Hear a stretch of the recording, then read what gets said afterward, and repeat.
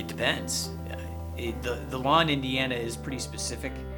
In some situations, a dog owner is absolutely liable for injuries, consequences of a dog bite. In other situations, they're not. And that for that reason alone, it's important to talk to an attorney right away to have the attorney look at the facts of the particular bite and advise you as to whether a third party is potentially liable.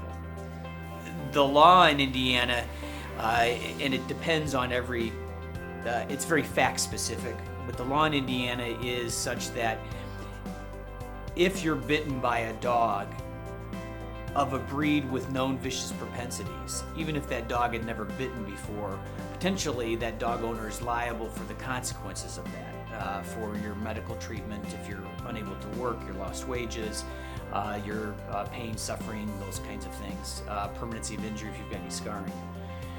There are other situations too where a dog owner may be liable even if the dog is not of a breed of known vicious propensities. For example, if you have a dog bite and there's injury and the dog is, for example, a golden retriever, a breed not with known vicious propensities. But if that dog had bitten before or had acted aggressively before, that dog owner may be liable in that particular situation.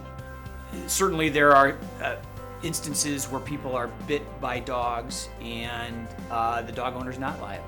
If the dog had never bitten before, if the dog owner had no reason to believe or suspect that that dog would be or act aggressively in the future or act aggressively, then in those situations the dog owner isn't necessarily liable. But in every case, it's very fact specific, and there are always exceptions to every rule. So I tell you that because I think it's important that after any dog bite with serious injury, I think it's important to talk to an attorney to determine whether there is a third party liable in that situation.